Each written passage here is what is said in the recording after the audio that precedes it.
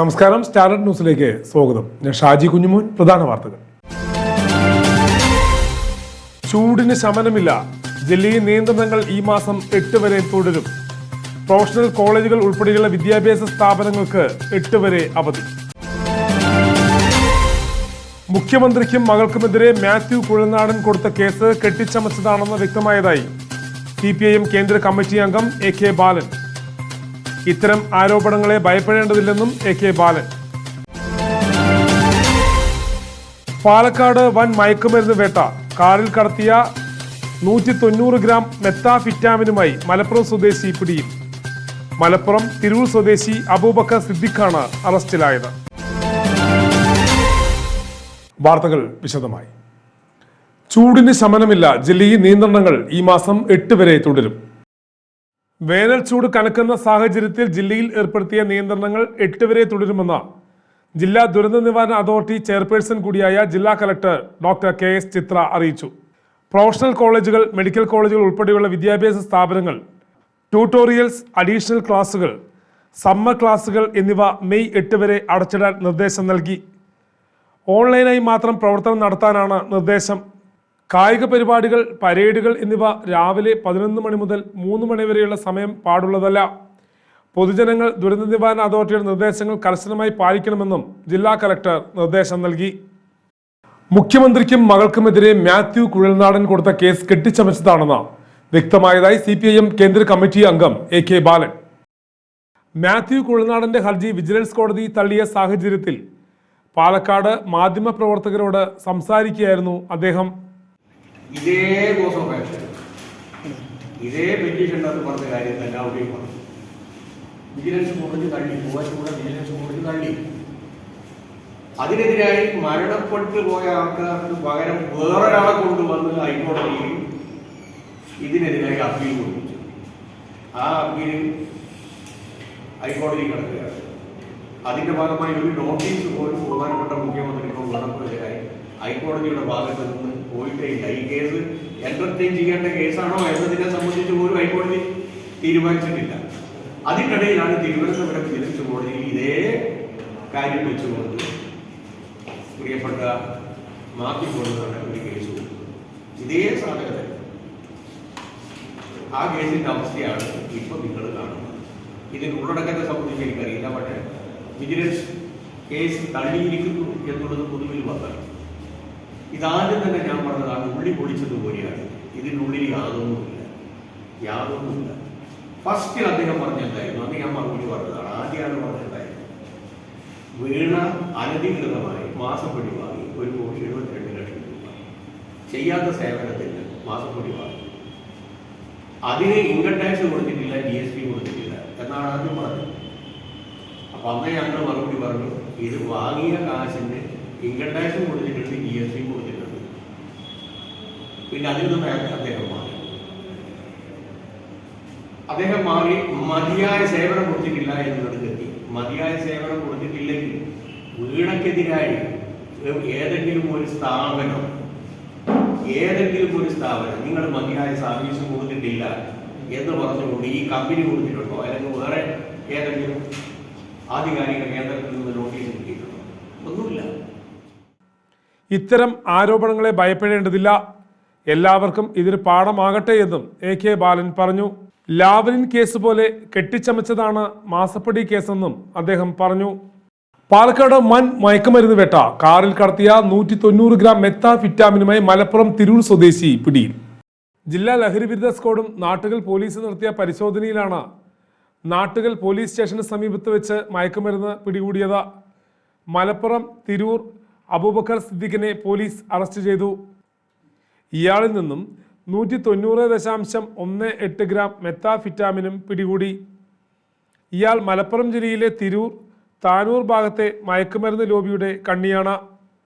Mannarkkad DYSP TS Shinoj, Palakkad narcotic cell DYSP Abdul Muneer എന്നിവരുടെ നേതൃത്വത്തിലുള്ള സംഘമാണ് മയക്കുമരുന്ന് പിടികൂടിയത്. ലോക പത്രസ്വാതന്ത്ര്യ ദിനാചരണ ദിനത്തിൽ കേരള ജേർണലിസ്റ്റ് യൂണിയൻ സ്ഥാപക ദിനം ആചരിച്ചു. ലോക മാധ്യമ സ്വാതന്ത്ര്യ ദിനാചരണത്തിന്റെ ഭാഗമായി കേരള ജേർണലിസ്റ്റ് യൂണിയൻ പാലക്കാട് ജില്ലാ കമ്മിറ്റിയുടെ നേതൃത്വത്തിൽ വടക്കഞ്ചേരിയിൽ ലോക മാധ്യമ സ്വാതന്ത്ര്യ ദിനാചരണ യോഗം നടത്തി. യൂണിയൻ ജില്ലാ പ്രസിഡന്റ് TV ശിവദാസ് ഉദ്ഘാടനം ചെയ്തു. ഷിബു ജോൺ അധ്യക്ഷനായി. MS അബ്ദുൽ ഖുദ്ദൂസ്, ബോബൻ ജോർജ്, സുനു ചന്ദ്രൻ, K അബ്ദുൾ ഷുക്കൂർ എന്നിവർ സംസാരിച്ചു. പത്രങ്ങൾ വായിക്കുന്നത് തന്നെ പ്രാദേശിക വാർത്തകൾക്ക് വേണ്ടി മാത്രമാകുന്ന ഒരു സ്ഥിതിവിശേഷമാണ് നാട്ടിലുള്ളത്. ആ സാഹചര്യത്തിൽ പ്രാദേശിക മാധ്യമപ്രവർത്തകർക്ക് വേണ്ടത്ര പ്രാധാന്യം ഒരു പത്രവും നൽകുന്നില്ല. അതോടൊപ്പം തന്നെ ബന്ധപ്പെട്ട അധികാരികൾ നൽകുന്നില്ല. അതിനെതിരെയുള്ള ശക്തമായ പ്രതിഷേധം നമ്മൾ KJU രൂപീകരിച്ച കാലം മുതൽ 24 വർഷത്തോളമായി നടന്നുകൊണ്ടിരിക്കുകയാണ്. അതിൻ്റെ ഭാഗമായിട്ടാണ് നമ്മൾ ഇന്ന് ഇത്തരത്തിലൊരു പരിപാടി ഇവിടെ വ്യാപകമായി നടത്താൻ വേണ്ടി തീരുമാനിച്ചത്.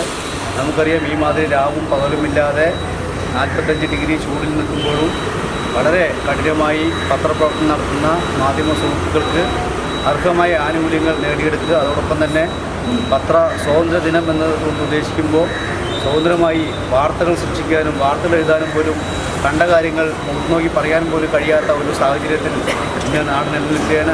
ആ നിലയിൽ നമുക്ക് നമ്മുടെ മാധ്യമപ്രവർത്തനം വളരെ സ്വതന്ത്രമായി കൊണ്ടുപോകാനും മാധ്യമപ്രവർത്തകർക്ക്, പ്രാദേശിക മാധ്യമപ്രവർത്തകർക്ക് അർഹതപ്പെട്ട ആനുകൂല്യങ്ങൾ ലഭ്യമാക്കാനുമുള്ള നടപടികളുമായി മുന്നോട്ട് പോകാൻ ഇത്തരം ദിനാചരണങ്ങൾ ഉപയോഗപ്രദമാണെന്ന് മാത്രമാണ് ഈ ചടങ്ങുമായി ബന്ധപ്പെട്ട് സൂചിപ്പിക്കാനുള്ളത്. CPI നേതാവ് അനിൽകുമാർ അഞ്ചാന്റെ നിര്യാണത്തിൽ കിസാൻ സഭ ആലത്തൂർ മണ്ഡലം കമ്മിറ്റി അനുശോചന യോഗം ചേർന്നു. അഖിലേന്ത്യാ കിസാൻ സഭയുടെ ദേശീയ ജനറൽ സെക്രട്ടറിയും CPI ദേശീയ കേന്ദ്ര കമ്മിറ്റി അംഗവുമായ അനിൽകുമാർ അഞ്ചാന്റെ നിര്യാണത്തിൽ കിസാൻ സഭ ആലത്തൂർ മണ്ഡലം കമ്മിറ്റി അനുശോചന യോഗം ചേർന്നു. കിസാൻ സഭ സംസ്ഥാന കമ്മിറ്റി അംഗം K രാമചന്ദ്രൻ യോഗം ഉദ്ഘാടനം ചെയ്തു. CPI ആലത്തൂർ മണ്ഡലം സെക്രട്ടറി വാസുദേവൻ തെന്നിലാപുരം അധ്യക്ഷനായി. കർഷക സംഘം നേതാവ് അഡ്വക്കേറ്റ് രവീന്ദ്രൻ കുന്നംപുള്ളി, കേരള കോൺഗ്രസ് നേതാവ് തോമസ് ജോൺ, PM അലി, മീനാകുമാരി, സലീം പ്രസാദ്, ജാക്സൺ ലൂയിസ്, അലി കുന്നങ്കാട് എന്നിവർ സംസാരിച്ചു.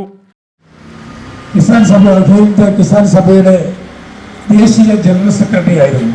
കൂടാതെ കമ്മ്യൂണിസ്റ്റ് പാർട്ടിയുടെ കേന്ദ്ര സെക്രട്ടേറിയറ്റ് അംഗം കൂടിയാണ് അനിൽകുമാർ അഞ്ചാൻ. ആ പേര് ഒരുപക്ഷെ കേരള രാഷ്ട്രീയത്തിലെയും ഇന്ത്യൻ രാഷ്ട്രീയത്തിലെയും വൻപന്മാർക്കെല്ലാം ബൃഹത്തമായ പേരാണ്. പ്രധാനപ്പെട്ട പല വിഷയങ്ങളിലും തങ്ങളുടെ സാന്നിധ്യം കൊണ്ട് രാജ്യത്തിൻ്റെ ആവശ്യത്തിന് വേണ്ടി മുൻപന്തിയിൽ നിന്ന് സമരം നയിച്ച് വർഷങ്ങളോളം ജയിലിൽ കിടന്ന ഒരു നേതാവായിരുന്നു അനിൽകുമാർ അഞ്ചാൻ. അദ്ദേഹത്തിൻ്റെ പാരമ്പര്യ സത്യം പറഞ്ഞാൽ അദ്ദേഹം ജനിച്ചു വീണത് സമ്പന്ന കുടുംബത്തിലാണ്, സാധാരണ ദരിദ്രനൊന്നും ആയിരുന്നില്ല. എങ്കിൽ പോലും നമ്മുടെ രാജ്യത്തിൻ്റെ സ്ഥിതി മനസ്സിലാക്കി ആ പൈതൃകം ഉൾക്കൊണ്ടുകൊണ്ട് അദ്ദേഹം വളർന്നു വന്ന ശൈലി വേറെയായിരുന്നു. അദ്ദേഹത്തിൻ്റെ അച്ഛനും അതുപോലെ തന്നെ ആയിരുന്നു. ഒരുപക്ഷെ അദ്ദേഹം ഡോക്ടറായി ഇരുന്നിട്ട് പോലും അനിൽകുമാർ അഞ്ചാന്റെ അച്ഛൻ AP സിംഗ് ഡോക്ടറായിരുന്നു. ആ ഡോക്ടർ ആ ആതുര സേവന പ്രവർത്തനത്തിനിടയിൽ സ്വാതന്ത്ര്യ സമരകാല പോരാട്ടത്തിന് നേതൃത്വം കൊടുത്ത ആളായിരുന്നു. നമ്മൾ കേട്ടിരിക്കുമല്ലോ, സ്വാതന്ത്ര്യ സമര കാലഘട്ടത്തെ ഏറ്റവും വലിയ സംഭവമായിരുന്നു ചൗര സംഭവം. AISF കിഴക്കഞ്ചേരി പഞ്ചായത്ത് പഠന ക്യാമ്പ് സംഘടിപ്പിച്ചു.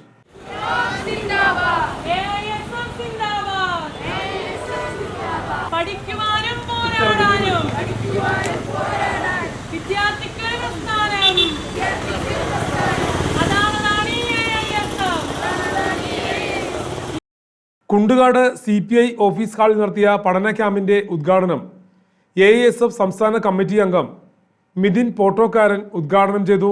അൽ റിഫാന അധ്യക്ഷയായി. AISF ജില്ലാ കമ്മിറ്റി അംഗം നജ്മ ക്ലാസ് എടുത്തു. ജില്ലാ secretary A Shinaf, Jijin, CPI LC secretary Saleem Prasad, Suresh Kumar, Ali Kunnankad, AV Abbas, Mithun എന്നിവർ സംസാരിച്ചു.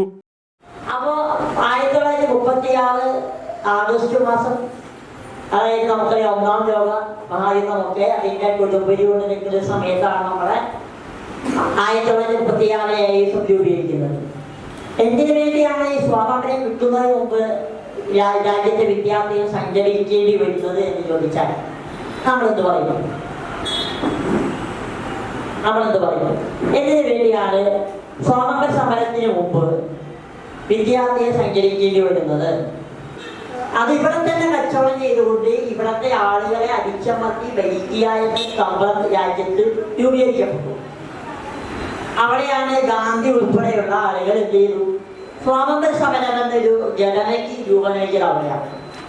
സ്വാതന്ത്ര്യ സമരം ഞാൻ അവിടെ പറഞ്ഞ് കൊടുമ്പിക്കൊണ്ടിരിക്കുന്ന സമയത്താണ് AISF എന്ന ഇന്ത്യയിലെ വിദ്യാർത്ഥി പ്രസ്ഥാനം രൂപീകരിക്കപ്പെട്ടത്. കിറ്റ് ഇന്ത്യ സമരം എന്ന് കേട്ടിട്ടുണ്ടോ? എന്താ കിറ്റ് ഇന്ത്യ സമരം? എന്താ കിറ്റ് ഇന്ത്യ സമരം? സമയം എന്താ കിറ്റ് ഇന്ത്യ സമരം? അതിൽ തന്നെ ഉത്തരം കിറ്റ് ഇന്ത്യ. ഓട്ടോ നിർത്തിയിട്ടതിനെ ചൊല്ലി തർക്കം പാലക്കാട് കല്ലേക്കാട് 7 പേർക്ക് വെട്ടേറ്റു. കല്ലേക്കാട് മേട്ടുപ്പാറയിൽ ഓട്ടോ നിർത്തിയിടുന്നതുമായി ബന്ധപ്പെട്ട് അയൽവാസികൾ തമ്മിലുള്ള തർക്കത്തിലാണ് 7 പേർക്ക് വെട്ടേറ്റത്. മേട്ടുപ്പാറ സ്വദേശി കുമാരൻ മകൻ കാർത്തിക്, കുമാരൻ്റെ സഹോദരൻ നടരാജൻ, ഭാര്യ സെൽവി, മക്കളായ ജീവൻ, ജിഷ്ണു, അമ്മ കമലം എന്നിവർക്കാണ് വെട്ടേറ്റത്. കഴുത്തിൽ വെട്ടേറ്റ കുമാരനെ തൃശൂർ മെഡിക്കൽ കോളേജ് ആശുപത്രിയിലും മറ്റുള്ളവരെ ജില്ലാ ആശുപത്രിയിലും പ്രവേശിപ്പിച്ചു. തിരിച്ചുള്ള കല്ലേറിൽ അയൽവാസികളായ രമേശ്, രതീഷ്, പിതാവ് സുബ്രഹ്മണ്യൻ, സഹോദരി തങ്കം എന്നിവർക്കും പരിക്കേറ്റിട്ടുണ്ട്. തിങ്കളാഴ്ച രാവിലെ 6 മണിയോടുകൂടി ഒരു സംഘം ആളുകൾ വീട് കയറി ആക്രമിക്കുകയായിരുന്നെന്ന് പറയുന്നു. ടൗൺ നോർത്ത് പോലീസ് കേസെടുത്തു. പാലക്കാട് യുവതിക്ക് നേരെ മുൻ ഭർത്താവിന്റെ ആസിഡ് ആക്രമണം. ഒലവക്കോട് താണാവിൽ തിങ്കളാഴ്ച രാവിലെ 7 മണിയോടുകൂടിയാണ് സംഭവം. താണാവിൽ ലോട്ടറി കട നടത്തുന്ന ഒലവക്കോട് സ്വദേശി ബർഷീനെയാണ് ആക്രമണത്തിനിരയായത്. ബർഷീനയുടെ മുൻ ഭർത്താവ് കാജ ഹുസൈനാണ് ആക്രമണത്തിന് പിന്നിൽ. രാവിലെ കടയിലെത്തിയ കാജ ഹുസൈൻ ബർഷീനയുമായി സംസാരിക്കുന്നതിനിടെ കുപ്പിയിൽ കരുതിയ ആസിഡ് ഒഴിക്കുകയായിരുന്നു. മുഖത്ത് പൊള്ളലേറ്റ ബർഷീനയെ ജില്ലാ ആശുപത്രിയിൽ പ്രവേശിപ്പിച്ചു. സംഭവശേഷം രക്ഷപ്പെടാൻ ശ്രമിച്ച കാജ ഹുസൈനെ നാട്ടുകാർ ചേർന്ന് പോലീസിൽ ഏൽപ്പിച്ചു. പുള്ളിക്കാരൻ ആദ്യമായി ഈ ലോട്ടറി കടയിൽ വന്നിരിക്കുന്നതാണ്, സ്ഥിരമായിട്ട് ഇരിക്കുന്നുണ്ടായിരുന്നതാണ്. ഇപ്പോൾ ഇരിക്കുന്നില്ല എന്നേ ഉള്ളൂ. അതിനുശേഷം അവർ കുടുംബ പ്രശ്നമായതിനു ശേഷം ഇരിക്കുന്നില്ല എന്നേ ഉള്ളൂ. അപ്പോൾ ഇടയിൽ ഇപ്പോൾ ജസ്റ്റ് ഓഫീസ് ലോട്ടറി കട തുറക്കുമ്പോൾ തന്നെ അവർ വന്നിട്ട് ആസിഡ് വന്നിട്ട് മുഖത്ത് ഒഴിച്ചാണ്. മുഖത്ത് അധികം പൊള്ളിയിട്ടില്ല, കുറച്ച് പൊള്ളിയിട്ടുണ്ട്. എന്നാലും അത് ബാത്റൂം ആസിഡാണെന്നാണ് വിചാരിക്കുന്നത്. കാരണം അത്ര ഇതായിട്ട് പൊള്ളിയിട്ടില്ല. നമ്മളിവിടെയുള്ള ഓട്ടോക്കാരെല്ലാവരും കൂടി ചേർന്നിട്ടാണ് ഒരു കുട്ടിയെ ഹോസ്പിറ്റലിൽ കൊണ്ടുപോയത്. പുള്ളിക്കാരൻ ഓടാൻ ശ്രമിച്ചു, പുള്ളിക്കാരനെ ഇവിടെ പിടിച്ചു നിർത്തുകയായിരുന്നു എല്ലാവരും കൂടി. ആശ്രയം ഇവിടെ അടിച്ചുകൊണ്ടിരിക്കണേ, ഇവൻ അപ്പുറത്തിരിക്കണ്ടേ. നമ്മൾ ലോട്ടറി എടുക്കാൻ വേണ്ടി വന്ന് ലോട്ടറി എടുക്കാൻ നിൽക്കുന്ന സമയത്ത് ആശ്രയം തുറന്ന് ലോട്ടറിയൊക്കെ എടുക്കുന്ന സമയത്താണ് അങ്ങോട്ട് കയറിയും കൂടെ അവൻ ടക്കുന്ന ആസിഡ് ഒഴിച്ചത്. ഒരു 7:15 7:30 സമയവും ഒഴിക്കുമ്പോൾ. പ്രധാന വാർത്തകൾ ഒരിക്കൽ കൂടി. ചൂടിന് ശമനമില്ല. ജില്ലയിൽ നിയന്ത്രണങ്ങൾ ഈ മാസം 8 വരെ തുടരും. പ്രൊഫഷണൽ കോളേജുകൾ ഉൾപ്പെടെയുള്ള വിദ്യാഭ്യാസ സ്ഥാപനങ്ങൾക്ക് 8 വരെ അവധി. മുഖ്യമന്ത്രിക്കും മകൾക്കുമെതിരെ മാത്യു കുഴൽനാടൻ കൊടുത്ത കേസ് കെട്ടിച്ചമച്ചതാണെന്ന് വ്യക്തമായതായി CPIM കേന്ദ്ര കമ്മിറ്റി അംഗം AK ബാലൻ. ഇത്തരം ആരോപണങ്ങളെ ഭയപ്പെടേണ്ടതില്ലെന്നും AK ബാലൻ. പാലക്കാട് വൻ മയക്കുമരുന്ന് വേട്ട. കാറിൽ കടത്തിയ 190 ഗ്രാം മെത്താഫിറ്റാമിനുമായി മലപ്പുറം സ്വദേശി പിടിയിൽ. മലപ്പുറം തിരൂർ സ്വദേശി അബൂബക്കർ സിദ്ദിഖാണ് അറസ്റ്റിലായത്. വാർത്തകൾ കഴിഞ്ഞു. നമസ്കാരം.